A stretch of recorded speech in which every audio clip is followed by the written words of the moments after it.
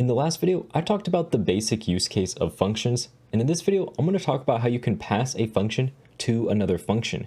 And this is what trips up most beginners when they're starting to learn JavaScript, and is even something intermediate and advanced developers get confused with. So make sure you pay attention in this video because this is going to be one of the most important videos in the beginning of this course. So let's first get started by just creating a basic function. We're going to say function. We're going to call this function print variable.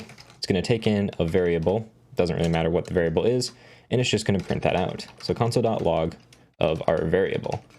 So we can call print variable, and we can pass it in a variable, for example, hi, and it's going to print out hi to the screen for us. We're just essentially creating a function that prints out any value that we give it. Okay, that's pretty self-explanatory. We learned this in the last video.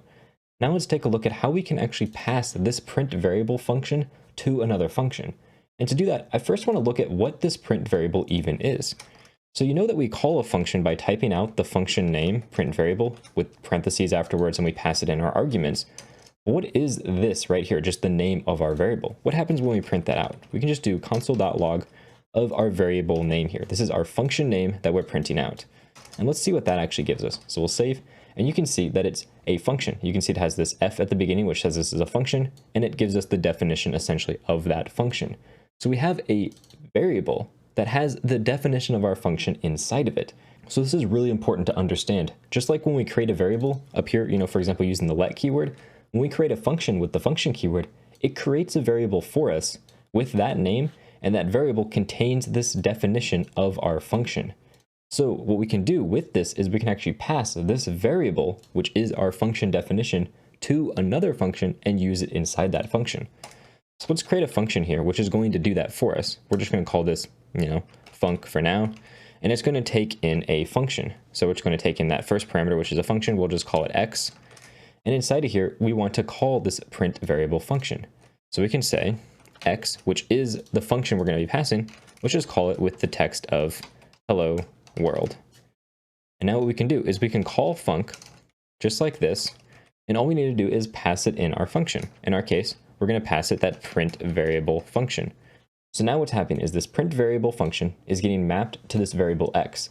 And then we're using the parentheses here to call that function with the parameter hello world. And when I save this, you'll notice hello world gets printed out. So in order to kind of follow exactly what's going on, we have this print variable function, and it has the name print variable. So when we use the name print variable on its own, just print variable like this with no parentheses at all, this is just the actual function itself. We're passing the function itself. It'd be the same as if we passed this console.log variable. That's essentially all we're doing. We have a variable that contains our logic for our function. So we're passing that into this new function and mapping it to this variable called x. And then what we're doing is we're calling the function by using the parentheses. Remember, using parentheses calls the actual function. So when we have the name of the function and we follow it by parentheses, we're calling that function and we're passing it these values, in our case, hello world. So what's happening is func is getting our print variable into here, remapping it to x, and then calling that with hello world, which essentially calls print variable and passes out hello world. And we can even see this by just saying console.log before. We can do the exact same thing, but say after. And if we save, you can see it says before, then it calls that hello world print, and then it calls after. So it's just running in order from top to bottom. This is something that's very, very common in JavaScript, and many times when you have a function that you pass to another function, you're going to call this function a callback. So let's do something similar. Let's create a function here called sum callback. And the sum callback is going to take it's going to take A, it's going to take B. These are the numbers we want to sum, and then it's going to take a callback. This is going to be a function that we pass, and we want to call this function with the result of A and B summed together. So we can say A plus B, that's going to give us our sum, and normally we would just return this. But instead we have this callback here we want to call. So we can say callback, and we're going to pass it in the sum of A plus B. So essentially now what we're doing is we have this sum callback. It takes in two numbers we add together, and then it takes in a function which we call with the result of adding those two numbers together. So let's create a new function. We're going to call this handle sum. And this is going to take in the sum from this sum callback here. And let's just say console.log of our sum for now, just to kind of see how this works. So we can call sum callback. We pass it in two numbers, 1 and 2. And now we need to pass it in our function. In our case, the name of our function is handle sum. Now if we save, we can see 3 gets printed out. So the way that this works is we call sum callback with 1, 2, and a reference to this handle sum here. So essentially we have the value of this function. And then the sum callback is adding a and b, and it's calling our function, which inside of sum callback is called callback, but it's really this handle sum function because that's what we passed in. And it's calling handle sum with a plus b. So then inside of handle sum, we have a plus b here as our sum, and we're logging that out, which is finally giving us the result of 3. So now what I want you to do is I want you to take this print variable function, which takes in a variable, and it just is going to print it out. So I want you to take this function, and I want you to create a new function that takes 2 parameters. The first parameter here is going to be a name, essentially a variable. So we'll call it name here. And this is just going to be your name, whatever you want it to be. It's just a name that you pass into this function. And the second parameter is going to be a function that we call. In our case, it's this print variable function. So we want this to be a callback that prints out what we pass to it. In our case, that is print variable, because we created this function that prints out whatever we pass to it. And then inside of this function, I want it to just take name and append hello to the beginning of the name. So for example, if I pass in Kyle, it will print hello Kyle, just like that. So all we're doing is we're creating a new function, which is going to take in a name as well as a callback. And what I want you to do is pass into that callback the text hello plus your name variable being appended to that. So that way it'll actually print out that hello and then your name. So I'm going to give you a second to do that. Just pause the video here and don't get discouraged. This is definitely a tricky problem. So if you need to see the solution before you actually solve it yourself, that's completely okay. So hopefully you've had a chance to pause the video and try this yourself. So what we need to do is create a new function that takes 2 parameters, name and callback. So let's do that first. We're going to create our function. We can call it whatever we want. We're just going to call it print name, and it takes in a name and a callback. And we need our curly braces here. So that's just the basic structure. We've essentially completed these steps up here. And the next step is we want to take the name and append hello to the beginning of the name. So we can just say hello plus name. And now we've appended hello to the beginning of the name. And now what I want to do with that is I want to print that out by using this callback function here. So we can say callback, we pass it in hello plus our name. And now this is going to call whatever function we pass in to print name, which in our case is going to be print variable.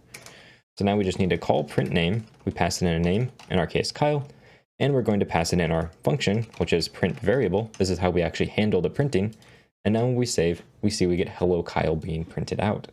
And this is a very common problem. A lot of times people put print variable like this, where they put actual parentheses here, and you're going to immediately get an error if you do that. So if we just look over on our console to see what that error is, you can see it prints out undefined because it's calling print variable with nothing, which sets variable to undefined, and then logs out undefined. And then it says uncaught type error, callback is not a function. And that's because print variable is returning nothing. So we have undefined being passed in here, and we're trying to call a function on undefined, and undefined is obviously not a function. You can very clearly see that if I say console.log callback and save, go back to the console here, you can see undefined is being printed out because callback is no longer a function. It's the result of running this function, which returns nothing. So we get undefined being here as our callback.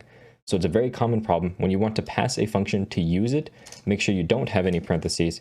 And if you want the result of the function, you use the parentheses. In our case, we just want to pass the function like this. And now if I get rid of that log there and we save, we go back to hello Kyle being printed out. So now since this is such a common use case, JavaScript actually has a thing called anonymous functions, which allow us to write functions without giving them a name at all directly inside of where we run our function.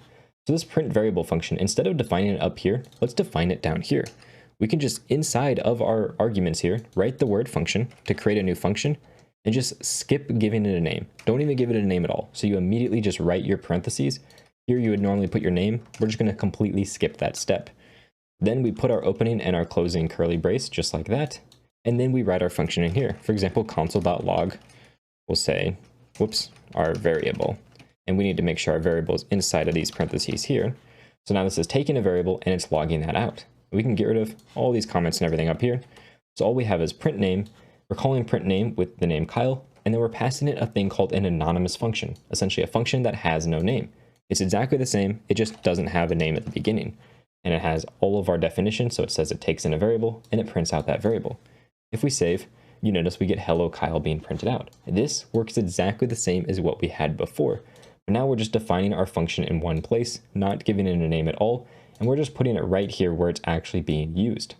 And the important thing to note about this is this variable right here, this function, is just like a normal function somewhere else. It was just like if we had the variable saying print variable, just like this. It's exactly the same.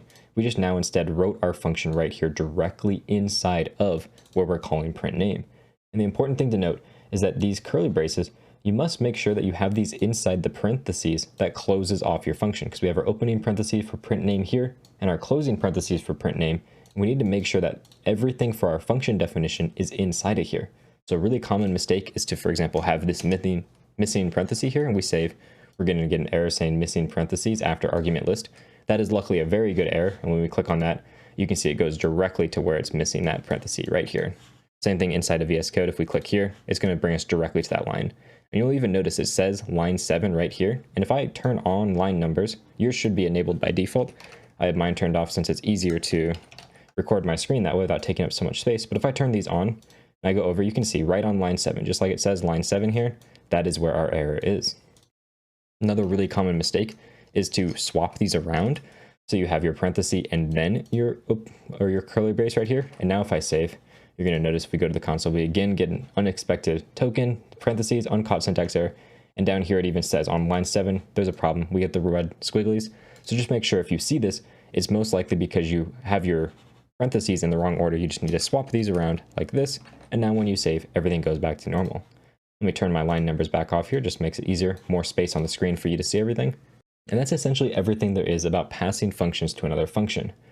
A lot of people think about this as almost like a unique use case. They think of it as like a special thing that happens with just functions, but really a function is just a variable that has a definition for a function, and you can actually call it with the parentheses. So this print name, this is our variable, and this variable contains the definition for our function. So the fact that we can pass a function to another function is pretty normal because you can pass variables to a function, no problem.